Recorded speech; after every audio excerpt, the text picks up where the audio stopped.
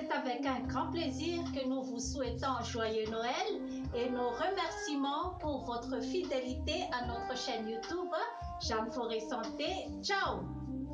Amin'ny kafaliana lalandava no irariana ianareo hiatrika Krismasy sambatra ho mba hampasalamana ary manolotra fisaorana manokana ho an'ireo mpanaraka tsy tapaka ny fandaharana Jeanne Forêt Santé.